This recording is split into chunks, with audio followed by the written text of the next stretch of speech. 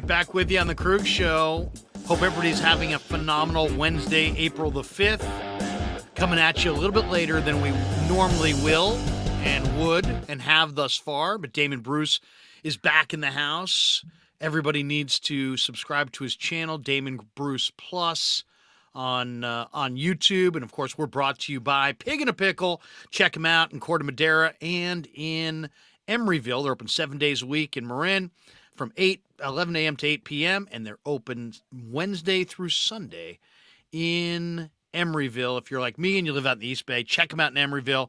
Pig and a Pickle, the best barbecue in all of Northern California. Damon, so we had a couple shows, one on my channel, one on your channel, and you're still here. The home and home continues. Little late night with Larry, although I don't think, you got to be past at least 11 for it to be late night. But it's always good to join you, my friend. You're the hardest working man in the YouTube show business. I just watched you wrap up with Vish. I know there was an awful lot of talk about the draft and 49ers, and I know we got a lot of stuff to get into here, and we're gonna give the entire world the day in sports in about 45 minutes here. We're going to be streamlined, efficient, and ruthless in our evaluations. How are you, man? We're doing great. We're going to be here till 9:30, and let's get right into it. One of the things that I'm keeping my eye on right now is Clippers, Lakers. Lakers are 41-38. Clippers are 41-38. It's at the, whatever you want to call it, Crypto Arena, the former Staples. Clipper that was a bad idea, tonight. Arena. Yeah, exactly. I hate the corporate names for the arenas, by the way, but whatever, that's just the way it is. 81-74, Clippers on top of the Lakers. What do you think? I mean, and how do you think Golden State is looking going into what were you rooting for in this Clipper-Laker game? So, I mean, I guess you would rather, if you're the Warriors, see what the Lakers go to the play-in, because it just feels like age is catching up with that team quickly, and another extra step or two to actually reach the proper playoffs might be enough to eliminate them if they slip out of that, where I think the Clippers got a little bit more juice about them. So I think if you're the Warriors, you would like, I think maybe you'd like the Lakers to win here, but I don't think they are going to win here. It depends. Here's the thing. I don't think the Warriors are in any position to be wanting anyone. Like, who do you like the Warriors against? Sure, there's an easier path, Sacramento, but I don't know how easy of a path anything's going to be. The Warriors don't need to worry about anything but playing defense and figuring it out on their own. I mean, opponent be damned. Seriously, if they honestly think they're about to do something in the playoffs, who they play, when they play them, what round, it shouldn't matter. It certainly never did to the Golden State Warriors that we knew. So the Golden State Warriors that we got right now, I mean, I don't know, man. To me, like, I don't care about the Lakers or Clippers. What I care about is how come Andrew Wiggins is back perfectly healthy, as rested as a basketball player could conceptually be, and he can't even make Sunday's game? You can't ramp him up to play on Sunday. Maybe you got to sit him Friday because he just got back, but he can't be ready at 28 years old to play on Sunday when he's apparently been working out and ready to go, and he stayed in shape, and he's 5-on-5 scrimmaging. Like, what in the God's name are the Warriors handling this guy with kid gloves if he's not hurt? I don't get it. I don't get it. Yeah, I mean, the last two words you said are the most compelling part. It's not an injury. He's not hurt. So isn't it him being back is just about him, traveling to the arena and being there? He's there. Why are they not playing him? I mean, why would you not want a game or two in the regular season to shake off the rust, have him run up and down, see what it looks like? Put him on a minutes restriction. We understand that he's not ready to go 42 minutes. We get that. Play him 15 minutes night one, 20 minutes night two. I mean, I shouldn't have to explain to NBA teams that you have a better chance of winning if you play your healthy players when they seem to be available. I don't get it. I don't get it. And, this whole, the Warriors have been team ramp up with everyone. This guy's got to ramp up for 3 weeks before he's ready to play. Anyway, it's just. Well, he's not been playing NBA ball. He's missed 23 games. I get that. You can't be in basketball shape unless you play basketball, but they're not going to have him play basketball to get into basketball shape. It doesn't make sense. No, it doesn't make sense. It's like, so wait, you're going up against maybe Sacramento in the first round. They're one of the best offensive teams in the league, and they've got tremendous momentum as the 3 seed, and you don't want to take a game maybe against Portland on Sunday and throw Wiggins out there and let him get some run and let Portland's not even going to be playing on Sunday. Portland's just going to be waving goodbye to fans and saying, thanks for another year of supporting us. Like, the Portland Trailblazers aren't even going to show up and play that game hard. And you can't have Wiggins go through a walkthrough there. I don't understand it. And again, he's 28. He's been playing basketball his entire life. If load management means anything, he just was load managed for 23 games in a row, and I'm not looking at a guy who put on 20 pounds while he was away. Like, just go out and play. I don't get it. It's candy ass. It's candy ass for a team that's got a lot of candy ass about them this year. Well, and Kerr just stated it, but he didn't really explain it. He said Wiggins is not going to play in these final 2 games of the regular season. He'll continue to work and ramp it up pretty quickly. Full court 5-on-5. You look good. He still has to stack a number of days like this before he's ready to go out and play in an NBA game. Health-wise, we can't put him in a bad spot. So are they telling us that he's not going to be ready for the first round? Or is it as soon as the playoffs start, he's going to be there? I don't know. I mean, it's the Warriors got a lot of double talk about them this year. They do. I don't think you can take any public statement really from any team and say, yeah, go ahead and print that. That's the right thing. That's the truth. I was talking about this earlier today on Damon Bruce Plus. Larry, you got an incredible, vast audience out there. I yet to have every single one of your subscribers subscribing to my page, so I would certainly hope that they would do that tonight. But look, I was talking about this today, and I don't understand how the Golden State Warriors haven't figured out that the only way to be consistent, and they're lacking consistency all year long, is to get guys out there and have them play consistently. Like, that's I don't understand that about how they've done this. And the whole thing with Wiggins in his absence, dude, if it was his father, why not say his dad's sick? He needs to be at home with his father. I don't think there's a single person who's got a father or a parent that were ever ailing that wouldn't understand that immediately. There's nothing controversial about it. There's nothing to protect. There's no, I mean, you're not telling us about the medical problem that your father is having. I don't believe the Warriors here. I hate to say that, but I really don't. I don't believe that is at the epicenter of why this guy was gone for 23 games. And, am I a heretic for not believing what they say? I think people are kind of dopes for just wanting to believe everything they say. Well, Damon, it's none of your business. It's none of that. Look, if your dad's sick, just say my dad's sick, and I'm going to go on to make $250 million in my career. So, I could give a shit about 23 games. I mean, I'll tell you right now, if I'm a $250 million, I'm going to make my own schedule, and my dad's sick, I'm going to walk away from anyone, anything, anytime. I don't care how much you're upset about that. I'm going to go do what's important to me because I've got FU money, if I can quote Gary Radnich. It's very amazing that the NBA's seem like the only league in of all the major leagues where if a guy goes down with an injury, it's like, hey, all right, we don't have to worry about, using him anymore.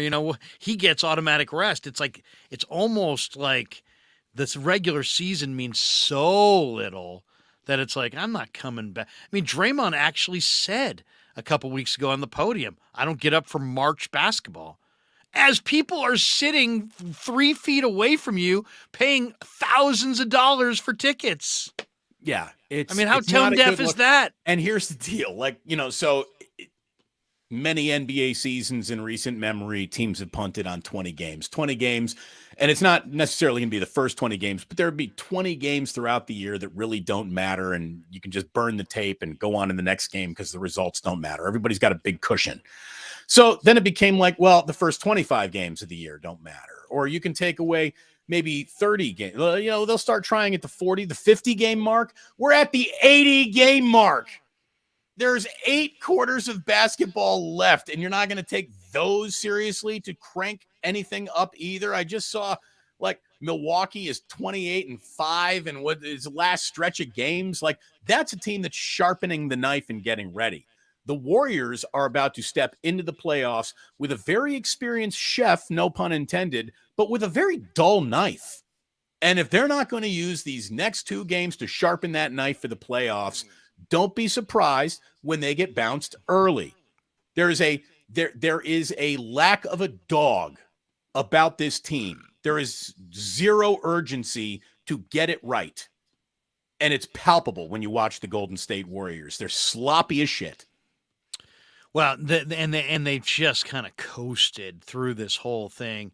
It's I don't know. It's like, I love basketball and I love the playoffs, but the something about the regular season that's just, it doesn't do it for me. I like the season is really broken down into a bunch of different seasons. I like the basketball that we get right out of the chute in November, between November and Christmas. I like that level of ball.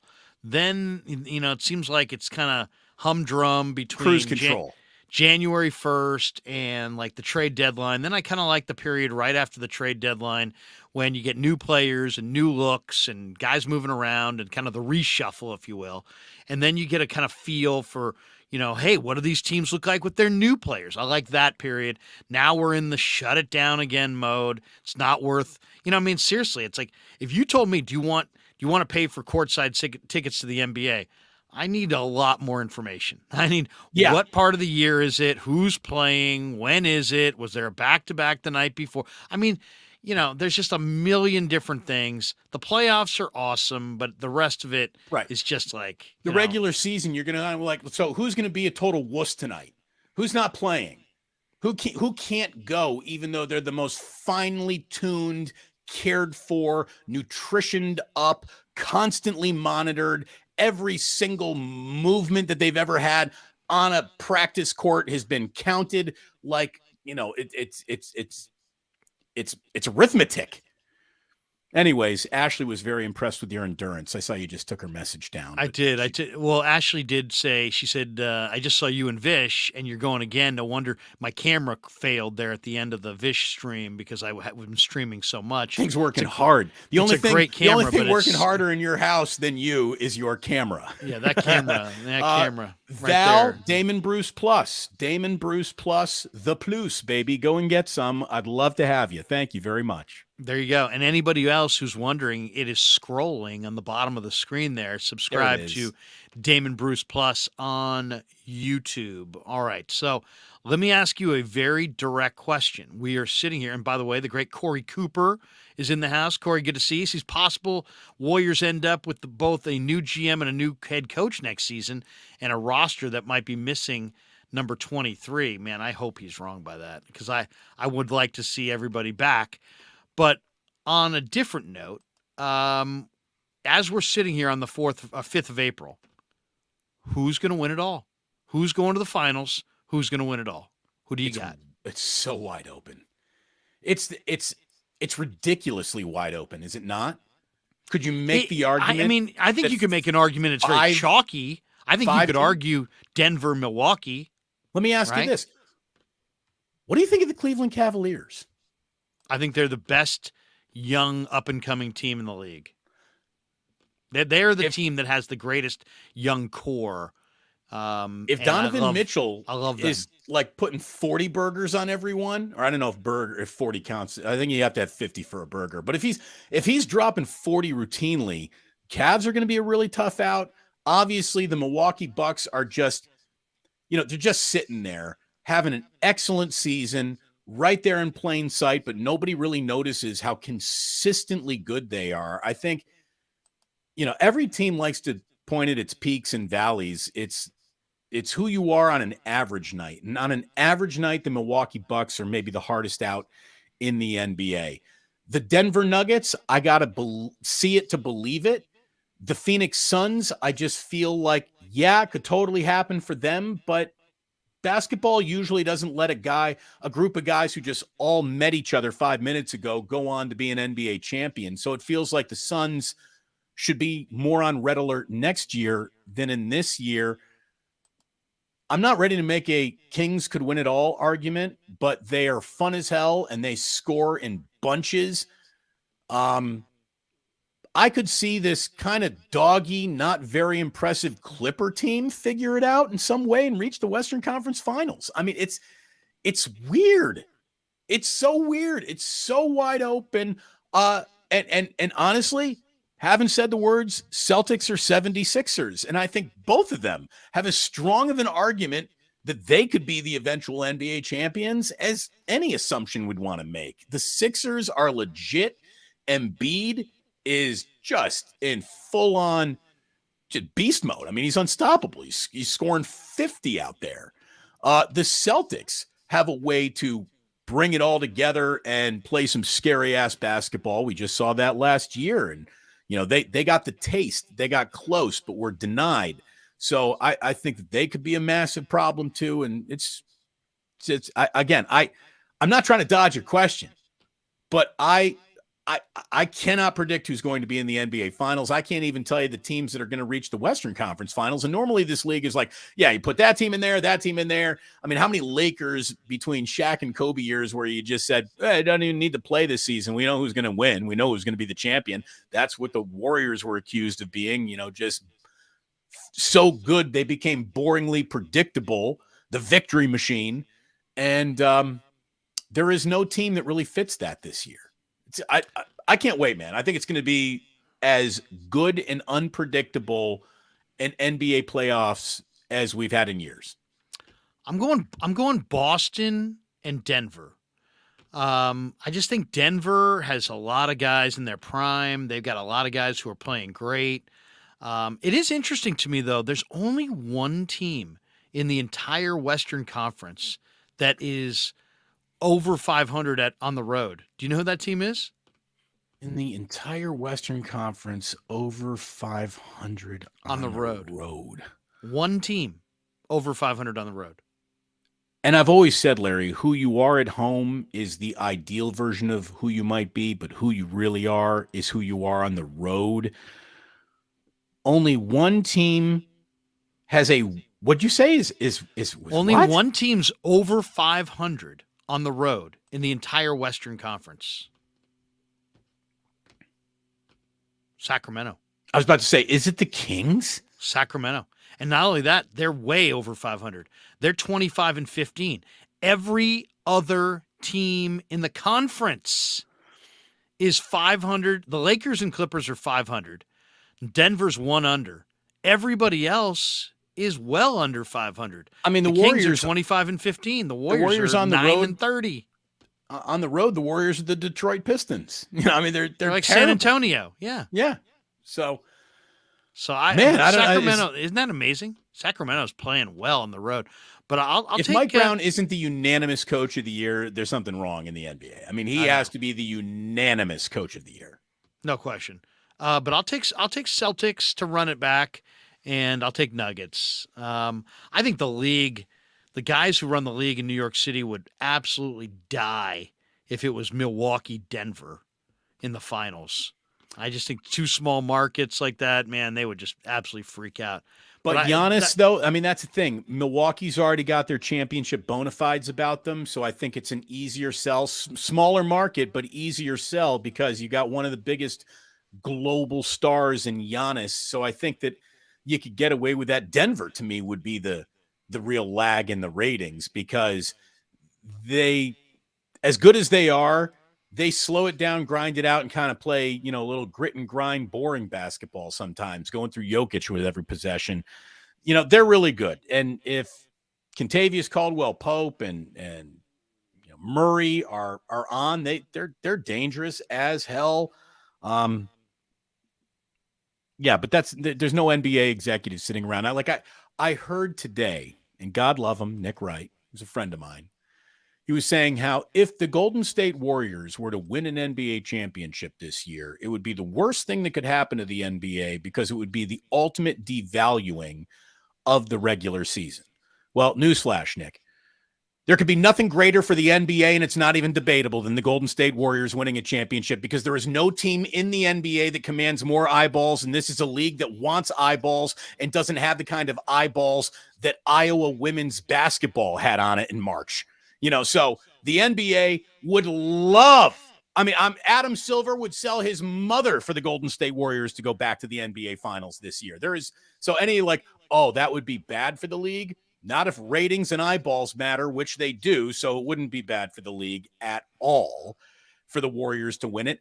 And let's be honest, it wouldn't take the Warriors winning the finals for the NBA's regular season to be devalued. The entire league has worked very hard on that over the last few years. That's not the Warriors' fault. That's the NBA's fault for allowing players and their careers to be dictated by insurance policies and trainers whose every single remedy is the NBA right now isn't like, let's tape that up a little harder and see if you can go. It's, you need tonight and tomorrow night off. It's some pansy ass shit, man. Here's my prediction on the Warriors. By the way, Kid Trickster says Warriors have never lost a Western Conference series with Draymond, Clay, and Steph. I know, all healthy. I know. So they've never lost a series in which all three were allowed or able to compete in the entire series, because they lost obviously when Clay got hurt, and they lost obviously when Draymond was suspended. So those are the two permutations of the three of them not advancing. But otherwise, they're the most successful triumvirate of NBA players in our lifetimes. No question. Stop. This is what I think is going to happen. Corey Cooper weighs in. He says, not convinced Warriors make it out of the first round regardless of their matchup. Here's my prediction on the Warriors. They're taking down the beam.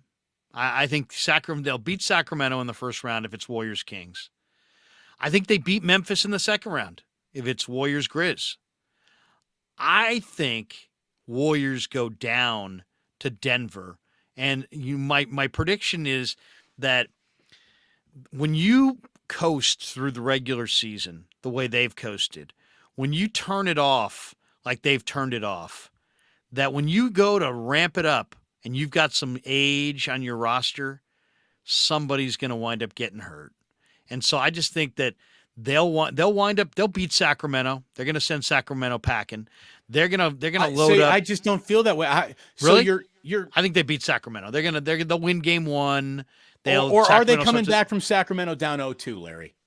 Seriously. I don't think so. No, the one thing about Sacramento's not been great at home. If you thought Boston was loud in the NBA Finals last year, wait into Sacramento's first quarter in the NBA playoffs for the first time in 16 years is going to sound like there's a jet airliner landing in that place. It is going to be bonkers in there. And I'm not saying that the Warriors get intimidated, but they don't defend. The Kings don't win, though. The Kings don't win. The Kings have more road wins than they have home wins. They're 23 and 17. That to me is scary. The Kings have scary. They have the same record as the OKC Thunder at home. I just think Sacramento is going to get in that. But here's why I like the Warriors against Sacramento, is because look at Sacramento. They initiate so much of what they do from a smallish guard who has the ball in De'Aaron Fox. You're going to be able to shut him down at times with GP2. And then also I think GP2 can take away their other crucial scoring element, Malik Monk, off the bench. And if you put GP2 on Fox and on Malik Monk and neutralize either one of those guys for any length of time, Sacramento's going down. They need the points of Malik Monk off the bench, and the Warriors have the perfect solution to that. I mean, I could also just see, an undefended at the 3-point line Herder just killing him. Not her. Yeah, Herder. Yeah. Kevin Herder. Yeah, but I mean, Warriors. You don't think the Warriors can defend those guys? I mean, I think Golden State. No, I don't. I give the Warriors zero credit to defend anything. until I actually see it with my own two eyes. That's the way it goes. I do not believe in the Warriors defense only because I've been watching. Yeah. Because You they've know, I mean, no-showed. They've no-showed several games on the yeah, defensive end, dude, especially at they the beginning. no-showed to a must-win for 3 quarters, and we're lucky that Jordan Poole decided to catch fire in the fourth and pull them across a finish line last night. I mean, Yeah. they had their most important game of the season, and they came out sleepwalking. I've never seen a sleepier first 5 minutes of an NBA game team than the Golden State Warriors. They're But don't you sleepy. think Sacramento, because they're the 3 seed, because Golden State has kind of slept walk through this entire regular season, don't you think Golden State's going to get to a different level? Because I really do. I mean, that's the debate. That is the debate within the debate, which is, can the Warriors get to a different level and maintain it in the playoffs? I believe they can. You sound like you don't believe they can. How can you really have a lot of confidence in any team that hasn't been 5 games over 500, not for a millisecond all year? Again, I know what their reputations are. I know what they have done in the past. I also know exactly who they've been this year, and who they are this year doesn't even come close to resembling who they used to be. Anytime the Warriors were about to do something special, it was because ball movement was the star of the show and defense was always there. They still can move the ball around. If the shots are falling, they can score with anybody. We know that. They play no defense for any reason against anyone on any possession. Getting a bucket on the Warriors is one of the easiest buckets to get in basketball. And it's going to take more than Gary Payton II is now here for me to believe anything other than that. Now, if Gary Payton II and Andrew Wiggins really both do put on the Superman cape, and you see Steph, Clay, and Draymond all, just rising, and they're the tide that lifts all boats in the harbor. I mean, that's what they're counting on. Any Warrior might be, any of the Warriors might do something special is predicated on memories and hope. And I think it takes a lot more than memories and hope to win NBA playoff series. I haven't seen the Warriors look good in a singular 7-game stretch at any point in time this year. So it's hard to really like them in any singular 7-game series, especially when both games 1 and 2 are going to be on the road, full stop. They are going to be on the road, and I don't think they're up 2-0 in a single series this year. So you're telling me it's just going to be, they're going to drop a game and then come home and then close out games on the road? I mean, my memories remember that. I don't think that that's happening this year. And I think the team went a little bit old, a little bit soft, a little bit disjointed. Steve Kerr keeps on talking about we're not connected. We're not connected. Well, you've had 80 games to figure out the connection. And if you haven't figured it out in 80 games, I really don't think you're going to figure it out in the last 2, when maybe the most vital player that you could add to the mix isn't even playing. So how are you going to get connected and get Wiggins reconnected and plug him back into the matrix? I got doubts. I have more doubts about the Warriors this year than any year we've seen them. No doubt. Scott Fowler makes a donation. He says, the regular season is a joke. They will dominate once the real season starts. They've put zero effort on defense because they have to play 100 games. I kind of am with Scott. But let me ask you this. But wait a minute. How come that never applied to a single championship year? How come that never applied to a single championship year? Well, the season is so long, they won't even bother. Like the Warriors were so good, they used to stumble into 15 wins in a row. I think you change when you play meaningful games into June. You stop playing non-meaningful games, and that's what the NBA season is. It's non-meaningful games. But we only have 20 minutes left in this live stream, so let's get to one last one on the Warriors, and then we'll move off. Get to a couple other things. The question is this. Is this the end? Is this the end of the run? Is Kerr back? Is Green back? Is Myers back? Is Joe Lacob's kid going to run this team?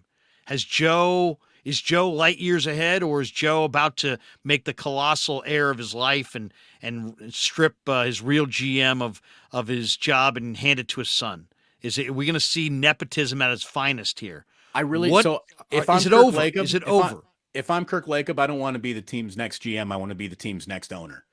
Like I think Lacob should stay away from that. If you're Kirk Lacob, you don't want to be the instant target of every fan complaint because again, it's nepotism for sure.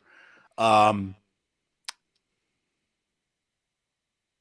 the first time, I don't think one of those guys is coming back. You think they're all leaving? Kerr, no, Myers? not all. No, not all of them. But I think that one of them probably is gone. Right? It's going to be Clay, Draymond, or Bob Myers. I'd be if all three are back, good for the Warriors.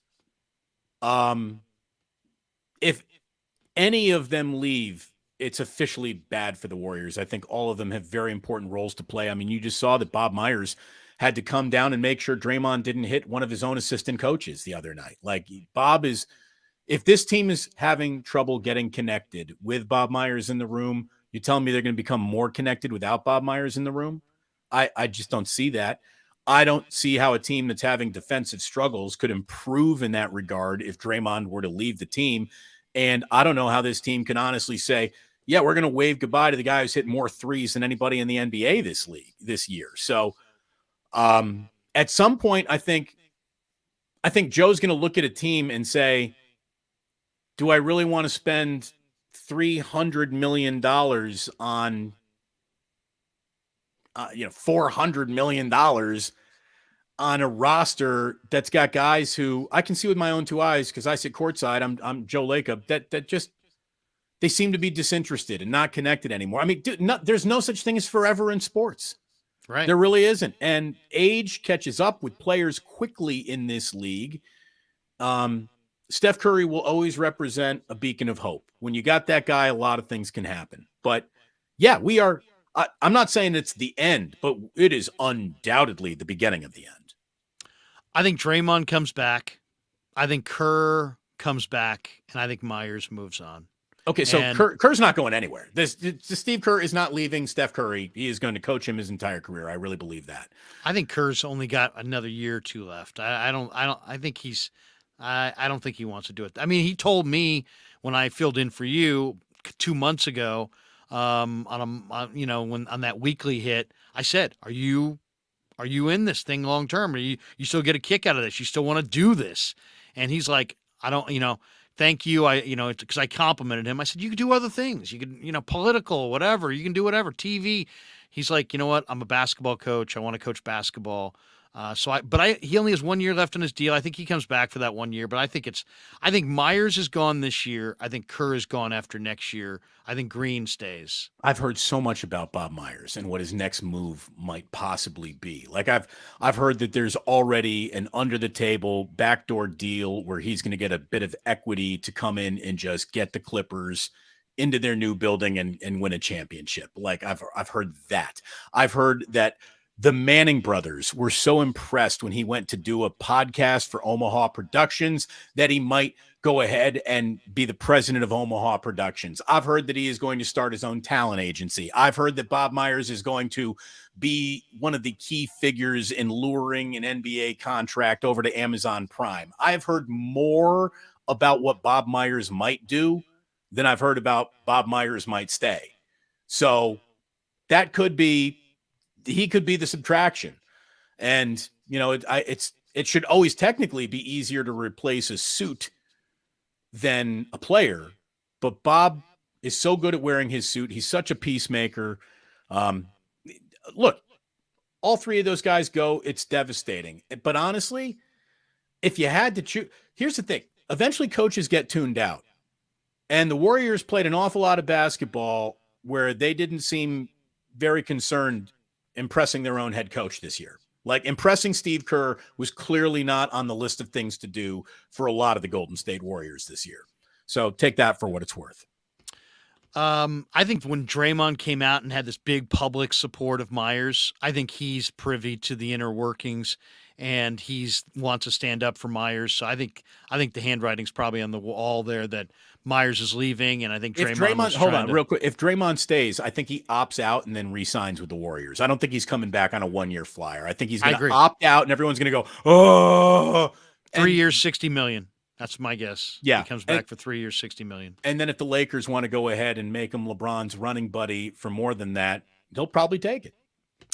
Let's switch topics here. 49er talk. We'll finish with 9. I mean, Okay. do we want to talk about Giants losing to the Chi Sox? No, My God. I mean, that not was just today. come on. I can't we can't we my family's got to eat. No, let's talk Niners. What do you make of the I mean, all of the quarterback Another rumors quarterback rumor. between Aaron Rodgers, Mac Jones, Kirk Cousins, Trey Lance, all the different talk out there about what potentially could happen. Do you have a theory on any of this? Yeah, my theory is the Niners love to be in off-season rumor news because keeping yourself in the conversation is part of the game in sports these days. The 49ers starting quarterback is going to be Brock Purdy. The backup quarterback is either going to be Trey Lance or Sam Darnold. And the third quarterback that the team carries will either be Darnold or Trey Lance, unless they trade him seriously on draft day.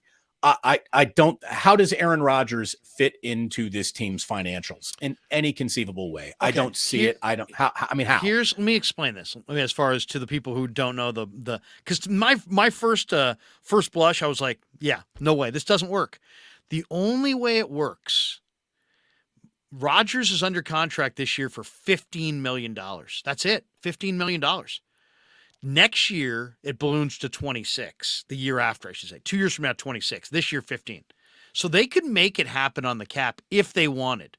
It still doesn't make sense to me because you got Brock Purdy and Trey Lance right there. Why would you want to block them for Rodgers at 40? Just because Brady played to 44. Now Rodgers, who was bad last year, I thought it was his worst year that I've seen probably ever. He's now going to be awesome going forward. I mean, he's going to rebound at 40. I don't know if I see rebounding. If you could protect Aaron Rodgers, though, what could he do in a Kyle Shanahan offense? Like it would be. Can you imagine Debo, Ayuk, Kittle, and McCaffrey with Aaron Rodgers? It sounds sexy as hell. Look, I grew up a Bears fan. That quarterback has skinned my football fandom alive more than anyone in my lifetime. Aaron Rodgers has been a thorn in the entire world of football side who doesn't root for the Green Bay Packers. He used to be phenomenal, and even a diminished Aaron Rodgers is probably day one better than Brock Purdy. The question is, would you rather have Aaron Rodgers, all that comes with him, all of the, diva behavior, let's call it that, or have, just this perfect little soldier in Brock Purdy who seems to have really won over his team, the locker room, and the coaching staff with the single best price point, an important players had in the Bay Area since Steph Curry was playing for $11 million a year on that 4-year, $44 million extension because of the goofy trick ankle. Here's how it works. Tell me what you think of this. The only way it works, D, is if the 49ers have legitimate concerns about Brock Purdy's ability to return this year in any kind of timely fashion, and they haven't told us this, but they don't really believe that Trey Lance can do it this year. And that's kind of where I'm at. I think that Trey Lance is going to be good eventually, but I think eventually, since he's only played 4 games, he's played so little that I think a reasonable person would have to think that if Trey Lance is going to be good, he's going to be good like in a year or in 2 years. But I think there's a chance that they don't think Trey can lead him to a Super Bowl this year, that Brock may not be healthy in time to lead him to a Super Bowl this year. And Rodgers in that scenario makes a lot of sense because the Niners are set at quarterback for the future. but they're maybe not set at quarterback in the present. Right. If Purdy's not healthy they got a and win Lance now isn't team ready. and a win now team, win tomorrow quarterback. Right. So that makes sense. Then you could trade for Rodgers. And the other reason I think it's viable is that the cost in trading for Rodgers, I thought was going to be prohibitive. It sounds like that you may be able to get him for like a 3rd-round pick and a conditional pick in the 2024 draft. The Niners have 3 third-round picks. They could flip one and a conditional pick in 2024 and make the cap room available. Go with Rodgers this year. At the end of the year, kiss him off and go with Purdy or Lance or move one of those guys. I mean, so Aaron Rodgers wins the Super Bowl and you're going to say, thanks, man. See ya. Well, he's 40. How long does he want to play? I mean, realistically, most guys 40 is the end. I mean, only Brady goes to 44. I mean, what is it? Is it what everybody's now Jan Stenerud? Everybody can just keep going, Billy Kilmer style. I think it's I think the Cousins makes no sense. Lamar makes no sense. Why? Because you got Bosa and you want to keep your core intact with a quarterback on a rookie deal. Rodgers so wait a minute. might make when you sense say that because of the $15 million, because how cheap he is. Aaron Rodgers comes with a base salary of $15.8 million. Right. But his cap hit is $60 million. From what I was told, that his $15 million is what they would have to create to add him under the cap. They're $3 million under. They could redo McCaffrey's deal. They get another Packers $8 million. Are $30 million of that? I was told it was $15 million. Okay, well, So I mean, I'm looking at it right now. cap I'm hit- looking at the Aaron Rodgers Sport Track cap. I mean, I've read articles saying for that they can 2000 get him for $15 million, and Yeah. they wouldn't for this year. Now, next year it goes to 26. Excuse me. So in 2023, his cap hit is $31 million. Then it's $40 million. Then it's $60 million. Then it's $53 million. I just don't understand how the war. Well, yeah. If those numbers are right, that makes no sense. Then. Right. Then So they couldn't do it. I mean, how do you look at it this way? The minute Aaron Rodgers shows up, bye-bye, Nick Bosa. But I mean, come on. No Niner fan wants that. You're going to sit there and kiss off on Nick Bosa for 40-year-old Aaron Rodgers? No, My God. it's not. It's not happening. Yeah. Aaron Rodgers will be traded to the New York Jets. I really believe that. And all this speculation of there's a scuttlebutt there. What Aaron Rodgers did was overplay his hand with a vengeful, angry, fat Wisconsin. And they are going to, I think they're just making it tough on everyone. And they can move at their speed, not Aaron's speed, not the Jets' speed. And I think that there's a little, like, almost, vengefulness happening here in this Twitter. So, or in this dance back and forth between the Packers and the Jets. It's ridiculous. Just make that trade and we can all move on. Aaron Rodgers is so desperate to be in the headlines every day. It's nauseating. How about Mac Jones? What do you make of the Mac Jones-Belichick situation? From what I'm hearing, Belichick's mad at Mac Jones because he went behind the back of Joe Judge and Matt Patricia and said bad things about them. And Belichick views him as not loyal, and he's been shopping him this entire offseason. Tom Curran, NBC Sports Boston, you know him. Yeah. He threw out Trey Lance for Mac Jones. I can't do that trade. I cannot do that trade. No, you can't do that trade, especially when you could have just drafted the player as was, and sat there and not done the whole Trey Lance. No, it's not. Mac Jones isn't showing up.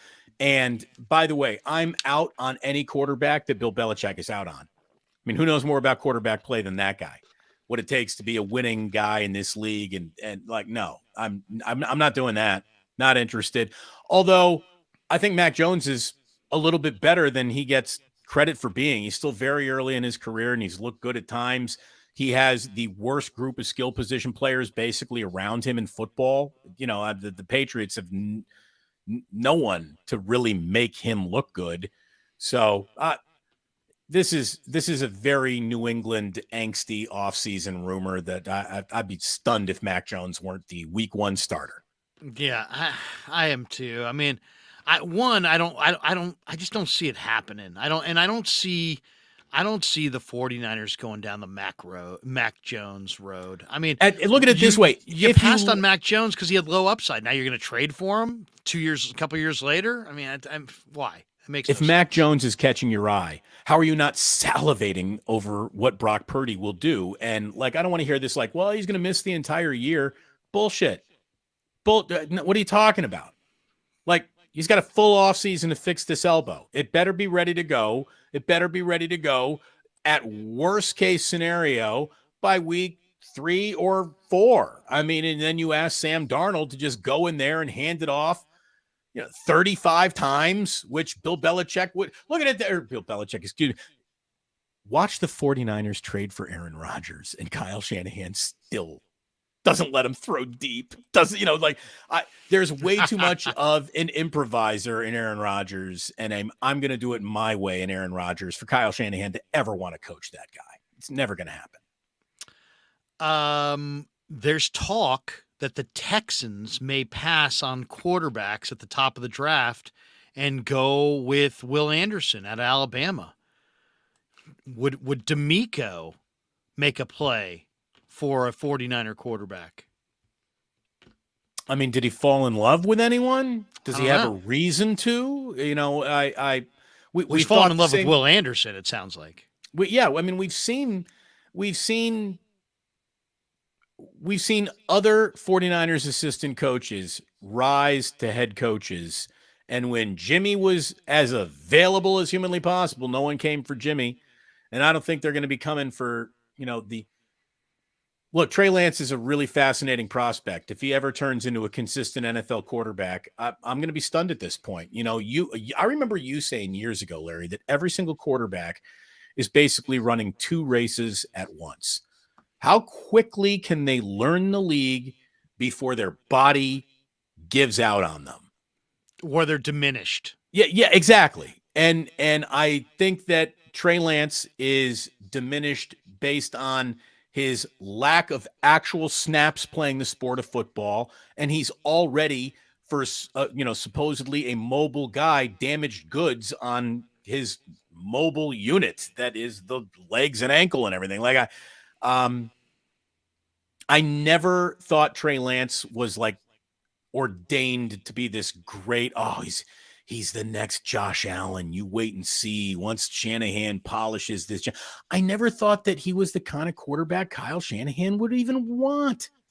Kyle Shanahan wants 3. I don't even know what kind of quarterback he is. Yeah, he wants 3, 5, 7-step drops. He wants his entire offense run in a 17-yard box, like 15 yards beyond the line of scrimmage and 2 yards under the line of scrimmage. And he wants screen games and slants and everything underneath. He just wants it, get it out, get it accurate. And I don't think Trey Lance ever was get it out, get it accurate. I was stunned by the pick when it was made. And Brock Purdy instantly looked exactly like the type of quarterback Kyle Shanahan wants. That's exactly what you want. Somebody who is appreciative of being here. Yes, coach. Sure, I'm a dog, but I'm not going to go freelancing because I don't have that level of carte blanche running this offense yet. So I'm going to be aggressive when I need to, but I'm not going to step out of line. It's exactly who Kyle wants. That's what made Matt Ryan perfect for him, because Matt Ryan had incredible arm talent, pocket presence, with none of that alpha ego bullshit that so many quarterbacks bring to the table, that Aaron Rodgers has more of than any quarterback in football, which is another reason why that's not going to work. I'm on record as saying that I think Trey will get traded on draft weekend. How do you see, last question here on the live stream, one super chat, Velo says Trey is going to be MVP in 2024. We'll see. Also his 22 Wait, I mean, eyes. who's he playing for? How can you even type that? Like, I'm glad he gave you $2 to read that, Larry, but how do you even type that? You don't even know who he's playing for in 2024. Well, what's your prediction? What's your prediction on Trey? Are they going to? Do you agree with me that they're going to trade him on draft day? Do you think he's here? Do you think he plays in September? Does he play well and keep the job? Does he play badly and lose the job? Make your prediction here. There's a better chance of him being traded on draft day, like you've predicted, than him rising to Super Bowl champion with the San Francisco 49ers. I believe that. Now, it could still happen, but I believe that, this is a fork in the road moment, and it's probably veering more towards traded than pillar of the franchise.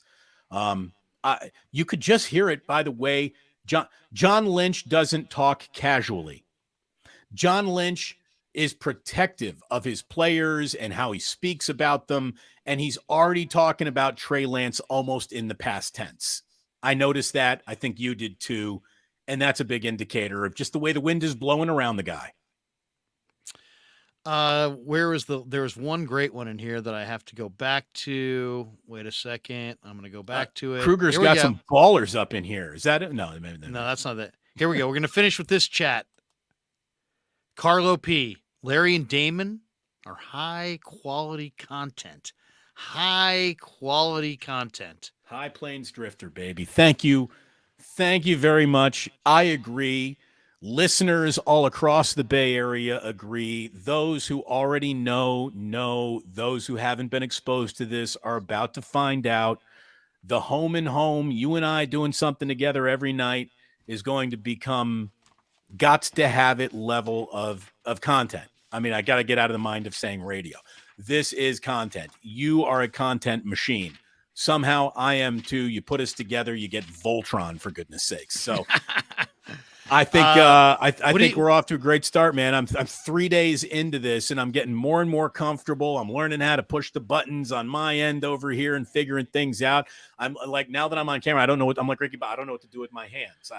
I'm starting to figure it out. I know how to look at the camera now and still keep you in focus. Oh, dude, you're going to be a natural. You're going to be a natural. We got this one from Corey Cooper. He says, if Trey stays and isn't QB1 all season, what would his trade value be then? Yeah, I would imagine it would probably be a 5th-round pick. Bomber T says, best show yet, Larry. Best show yet. I'd like to think I'm the variable in that, Larry. I'm just throwing that out there. Rip Koog Rebbe says the ganja jar, Damon, the ganja jar. In 2027, folks, that will be up on the next shelf. All right, just remember that because those kids are growing. Breaking case of emergency. Okay. Hey, everybody, read the bottom of the screen right now. It says subscribe to Damon Bruce Plus on YouTube. So everybody who's in the chat, everybody who watches this, who isn't in the chat, when you do watch this video, go to Damon Bruce Plus and subscribe. As Damon said, we're going to go home and home on each other's channels, back and forth and back and forth and back. I'll tell you right now, Krug, your audience has stepped up and answered the bell. Since you and I have hopped on here, I've picked up over 20. Again, not 16,000, but, anytime you can increase, I really appreciate it. It's a slow build. It'll be a daily slow build. I noticed, I looked at my numbers again last night from doing the last 2 days with you, and I don't know if that's exactly the reason, but I think that has a lot to do with it.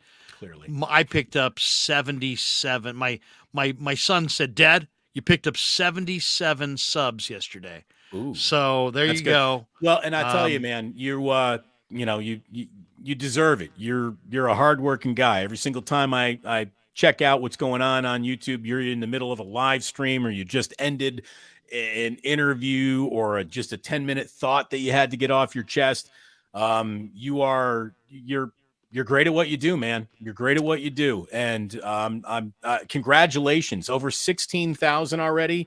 That's 16,000 smarter sports fans for following you, brother. Appreciate that. Velo says, he drops this one. He says, heart speaks more than media. If he has it, he will. It's kind of cryptic. And our good buddy, Digital Drew, where is he? Here we go. I could listen to this for much longer. Keep going. Dang it. Keep going. Got to leave one more. That's the first rule of show business. Yep. I see one guy says, if Mike Nolan were still the coach, Damon Bruce would go viral after every game.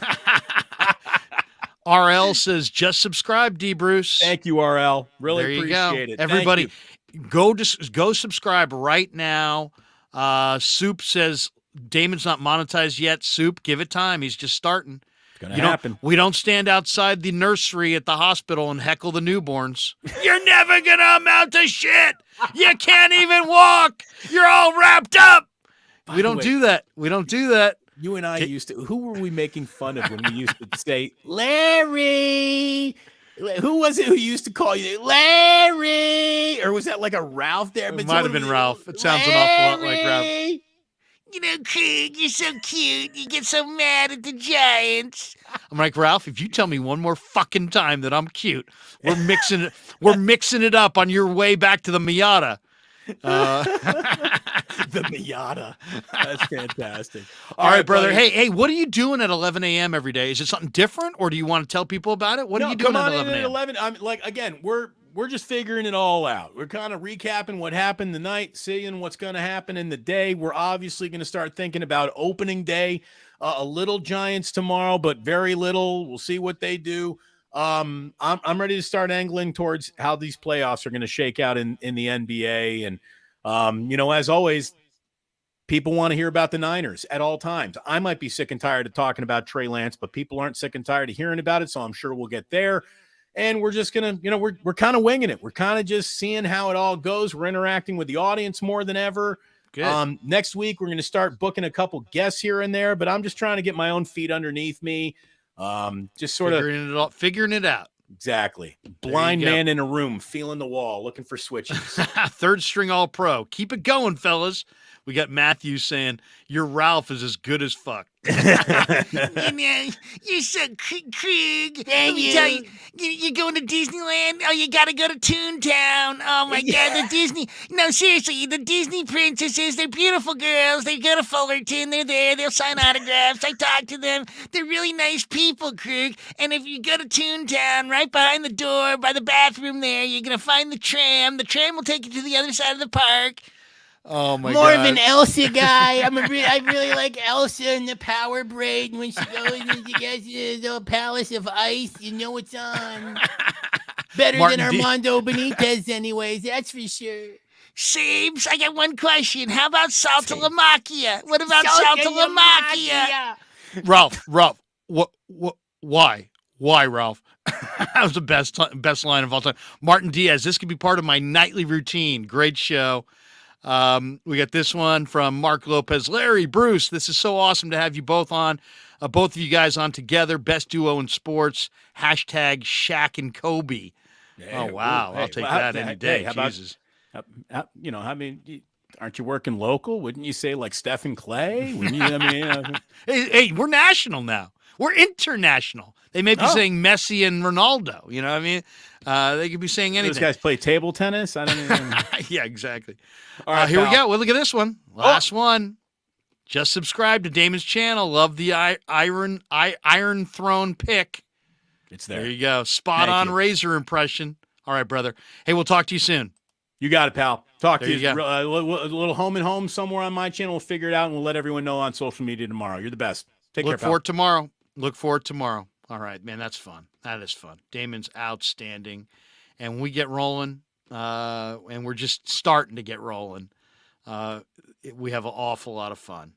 No doubt about that. And Philip Reitz, Bonds Posey is Larry and Damon. How about this one? Third string all-pro, Hans and Franz. And we're here to pump you up. All right. Let's have a word from our sponsors. We're sponsored by Pig and a Pickle. Check them out in Emeryville. Check them out in Corte Madera, the best barbecue in Northern California. Great looking spot in Emeryville, inside the Emeryville Public Marketplace. What does it look like in Corte Madera? Well, it looks a little bit like this.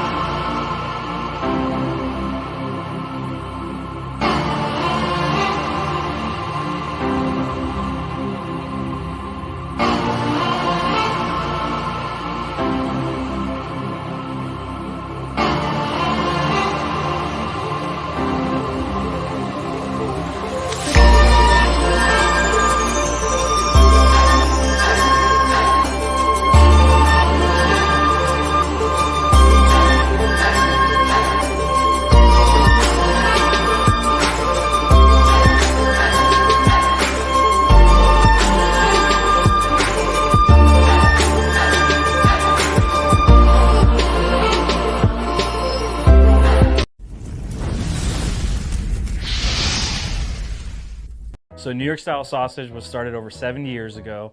We are the largest producer of fresh Italian sausage on the West Coast. What makes our sausage in New York style is really the recipe came from back east, from New York, from Connecticut. If you look at all of our labels, there's maximum 4 or 5 ingredients, which we're really proud of. There's no preservatives, no MSG, fresh in, fresh out. The pork comes in fresh, goes out fresh. There's never any freezing throughout the process. We've always used fine quality cuts. We're never gonna deter from that. It's one of the reasons why our sausage is so good. I guarantee you put our sausage up against anybody else's from a flavor standpoint, no one will beat it, hands down. Hey, do yourself a favor and do me a favor. Go buy a package of the New York style Italian sausage. Guaranteed you will love it, guaranteed.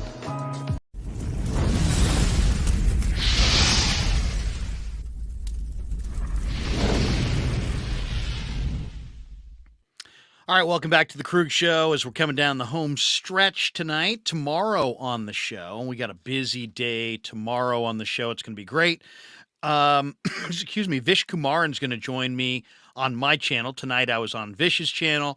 Vish and I will chop it up probably around 3 o'clock on Thursday, that being tomorrow. Damon and I hopefully will get going tomorrow, maybe around 4:30. I'd like to do like a little 4:30 hit with him. And then at 6 o'clock, Jesse Naylor in the house, and we'll talk a little Niners with Jesse. So Giants go in the morning. Really eager to watch that at 11:10. We'll watch them from Chicago. And then Vish at 3, hopefully Damon around 4:30, Jesse Naylor at 6. We'll have 3 live streams back to back to back. And then Friday, Giants home opener, Giants and Royals. Ned Coletti will join us in the postgame after Giants and Royals. Join us. I know you will. Last couple chats. Val Ramos, I just subbed to Damon. There you go. Everybody sub to Damon. Check out his channel. We got this one from the Car Gods. All Pro, you want a New York-style Italian sausage. We got this one from Kyle McKiernan. Made myself another New York-style sausage breakfast. Sausage sourdough sando yesterday. Even brought one to my wife on her lunch break. Look at you. Kyle, you cannot go wrong with New York-style Italian sausage. And you can't go wrong with me and Damon. We'll be back at it again tomorrow. Hope you enjoyed it. Have a great night, everybody. Peace. Yeah, never met a man I've been scared of. Careful, you gon' get exactly what you asked for. Here for whatever you bring me, getting handled. I answer to no one, I don't need to hassle. Yeah.